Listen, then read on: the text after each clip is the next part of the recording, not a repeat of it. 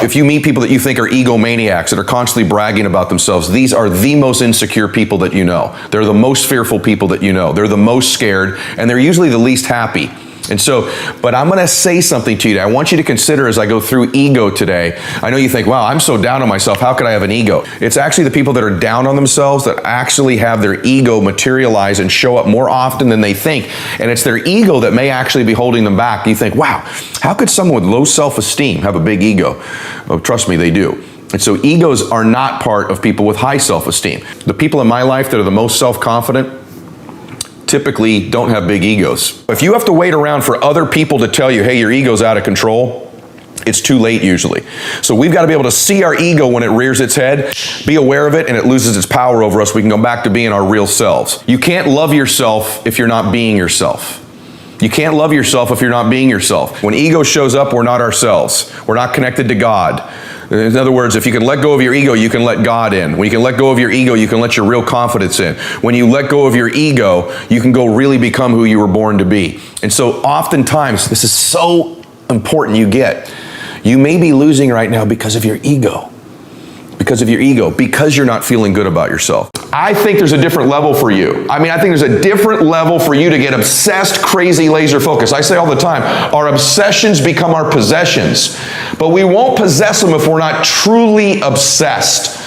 I bet there's been a person in your life you've been obsessed with. If you're over 20 years old, listen to this, more than likely you've had somebody you were pretty obsessed with, haven't you? That you wanted in your life, you wanted to date, you wanted as a girlfriend or a boyfriend or a significant other. How many times a day did you think about them? How many times a day did they distract you from what you were doing with just the thought of them? In other words, this is what I want you to understand. When you're laser obsessed focused, your obsession distracts you from what you're currently doing, not the other way around. You're not really obsessed with it if you're easily distracted from it. This is so important. You right now can test whether it's your obsession with whether it distracts you constantly. The first thing you think of when you wake up, last thing before you go to bed. When you have a big laugh, it comes up. When you cry, it comes up. When you're watching TV, it comes up. When you're doing your regular job, but it's your side hustle, it comes up. You can't stop thinking about it. It distracts you from the rest of your life. That's what an obsession does. When it's not really your obsession, the rest of your life distracts you from it. And so the it in your life is so important. But there's all these things that distract us today. I'm going to give you a recommendation. Turn your damn TV off. Turn the radio off most of the time. Turn your phone off a lot too. When I'm having a difficult time in my life in one area or another, all I have to really do is look back 60 to 90 days, and it's the behaviors I had 60 to 90 days ago that are causing the results I get negatively right now. And so, like, for example, when I'm not really, progressing in my career or in my financial situation, if I look back 60 to 90 days prior, I stopped reading the books, listening to the audios, doing the things that grow my identity, and I pay the price 60 to 90 days later. In my body, when my body isn't looking like I want it to, if I look back 60 to 90, 120 days, that's when my diet got weaker. That's when my workouts weren't quite as intense as they were previously, and I pay the price 3 to 4 months later. This is true in every area of our life. Our lives are almost like reading a newspaper today, but we're reading the headlines from 90 days ago. And so that's what confuses people. They see the external results of their life, but if you read the newspaper from 90 to 120 days ago, that's where the news was made, not today. And so in every area of your life, you got it going right now. You got to fuel the fire. If you've got your business going, your finances going, your relationship going, your faith going where you want it to, you have to continue to do the activities that got you here in the first place, because 90 days from now, you're going to read today's news. That's how it works. To one more. And so I want your mantra going forward to be one more. What does that look like if we're working out? That means when we're in the gym and we say, I'm going to do 5 sets of 10, I'm crazy. Like I'm a psycho because I want to win. I want to be somebody. I want to separate. I want to compete. And the way I do that isn't with my giftedness, because I wasn't born with a bunch of gifts, and I think gifts are crap. I think for the most part, gifted people struggle in life because things come easy to them. I like that things haven't come easy for me in my life. I like that I don't have natural talents in every area. And maybe you like that about you too. Maybe you've looked at yourself all your life and thought, man, I don't have that natural beauty or that natural talent or this gift for creativity or intellect or humor. I don't have any of those things. But what I got is I will outwork you. And so at the gym, one of the things I focus on, they say it's 5 sets of 10. When I'm at 10, I go one more, bam, 11. If I'm running on the treadmill and it's a 45-minute run, I never finish at 45. I always go one more minute, 46. If I'm at the office and I'm supposed to make 25 phone calls that day, when I'm at the end of the day, I always do one more. If I've got meetings, I always do one more. My mantra for 3 decades in business has been one more. It's not the success of people you know that's making you unhappy.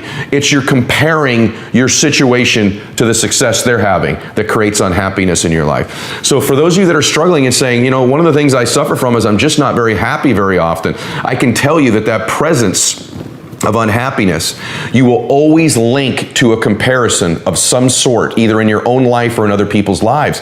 And just being aware of that fact and stopping the comparison, embracing this moment, embracing this time, knowing that you can't go back to that previous time, knowing that you can't be in somebody else's life. You're not going to have that other body right now. And so if you're looking to be happier, I can promise you, the number one key that I would give you is to stop the comparison game. You'd say, well, that's not completely true. I mean, what if someone passes away? That makes me unhappy. There's no comparison there. Let's take the most extreme example.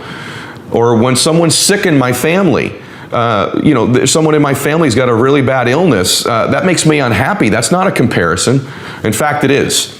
The fact of the matter is that when someone gets sick in your family or passes away, what you do in your mind is you compare it to when they were healthy. So that comparison of I wish they were healthier again, that is a comparison between the previous situation and the current condition. If someone passes away, it's comparing the time that you had them. That's why people say, if I could just have one more moment with them, if I could just have another conversation. It's comparing it to when you had the moment. It's comparing it to when you had the conversation. And so those are extreme examples. But if we reduce it all the way down to anything right now in your life that you say, it brings me unhappiness, there's no joy there. There's a comparison happening that's not serving. You got to rise up. You got to make your dreams a reality and live a damn masterpiece. You know this. Now, here's the thing. A couple things. You got to make a decision. Listen to me. You got to make a decision. What's the decision? What's the thing you came here for? Now we're at the moment. The clock is ticking. People say all the time, hey, life is short. Let me tell you something. Life can be long. You bury your dreams, you quit this, life gets long. See, time's relative. 2 minutes of you being with your sweetie, doing whatever you like to do with them, that can go by quick, right? What's about the last 2 minutes on a treadmill? Does that not seem like it goes by for like 4 hours, right? So if you're enjoying it, it's short. If it's painful, it's long. Life can be long. You want a life that feels like it's flying by. You want a life like I have right now where I go, can I just press pause? Can I just press pause? It's so good, it's so great, it's so rewarding, it's so awesome. But I don't really want to press pause because I know it can get better. So what's the decision? What have you been sitting on? What is it? Is it, people are texting me, hey Ed, I submitted my resignation last night. I'm coming full time. I walked away from a 6-figure job. Is that the decision? Is it the decision to finally get serious? Is it the decision to get licensed? Is it the decision to stop worrying about what people think? Is it the decision to become a great closer? Is it the decision to something in a relationship you have you need to get out or into? It's only a thought if you don't take an action.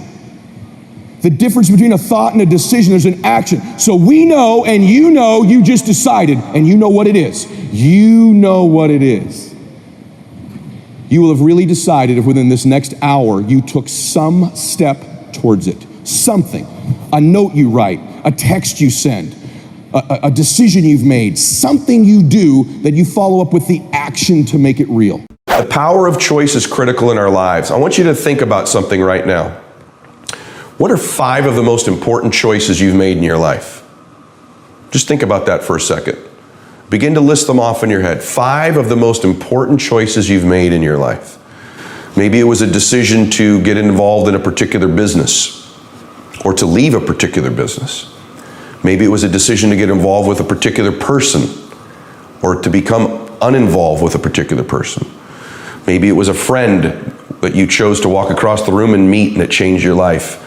Maybe it was a friend that you had to walk away from in order to improve your life. What are the 5 most important choices of your life? Just think about them for a second.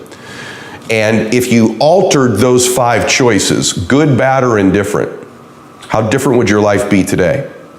Because I'm a believer that there's everyday choices we make that when you stack them up, they make a massive difference in our life. But I'm also a believer that there are between 5 and 10, a handful of moments in everybody's life, that if we make the proper choices in those moments, the complete trajectory of our life changes. And I think as you just asked yourself that question, you may say there haven't been 5, there's been 2. What were they? And how'd they alter the direction of your life?